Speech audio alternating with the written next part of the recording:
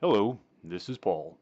Today I'm drawing a twirly swirly doodle of tangling lines. Plus I'm sharing part 2, the exciting conclusion to The Tree.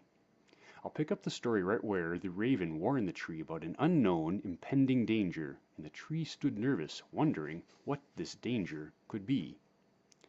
Two men walk through the desert. One man carries an axe. One man carries a saw. These two men brave the desert in search of a tree, a rare tree, a valuable tree, a tree whose grain is so fine it is said to mirror every precise moment of the impossibly mysterious passing of time. One man stumbled upon a miner who sold him a map for a high price that leads to a place he thinks he may have seen the exact rare tree that these two men seek. The other man is a craftsman who wants to make a guitar with a neck made from the wood of this rare tree. Both men never thought in their short lives that they would hear much more than a rumor of this tree's existence, but now they tempt the desert with their fragile lives as they follow a map filled with promise, lies, and hope. Somehow, either by luck or fate or some unthinkable combination of both, because finding this place had nothing to do with the accuracy of the miner's map, the old miner would have sold them his smelly undershirt and told them that the sweat stains were a treasure map if they would have paid for it. But somehow the two men happen upon a dangerous path crawling to the precipitous top of a knife-edged plateau. "This is it, or it is if I know how to read a map," the man with the map says. "I hope it is. We're near out of water, but this isn't a path.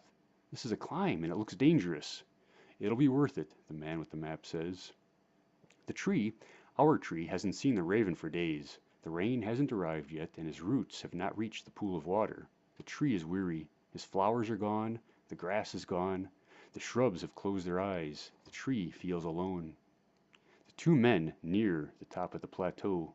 Their knuckles are full of cuts and scratches, their feet are sore, and their eyes are bleary. But one man, the man with the map, reaches the top, and for a moment his bleary eyes focus on the edge of a leaf he's read about, a leaf he's only seen in a book, a leaf whose shape he was certain his eyes would never see.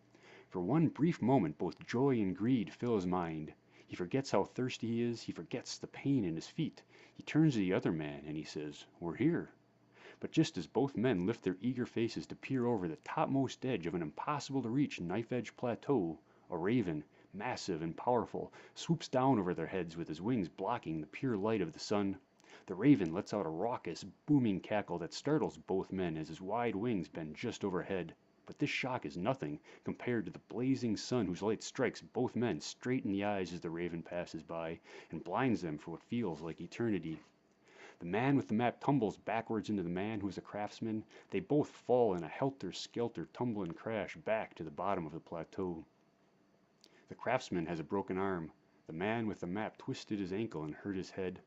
Both of the men leave, hobbling off towards safety, grateful to still be alive. "The danger is gone, and the rain will be here tomorrow. You will live a long time," the raven says to the tree. "Good," the tree says. "I miss my flowers, I miss the grass, and my roots haven't reached the water yet. I told you we always need rain." "You were right, raven." Many years have floated by since the raven last visited his friend the tree.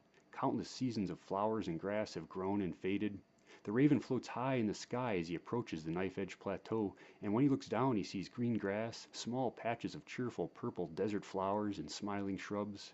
But then he sees that his friend the tree has dropped all of his leaves. The raven's heart sinks for a moment as he flies fast for the ground. The moment the raven lands, he knows that his friend the tree is no longer here.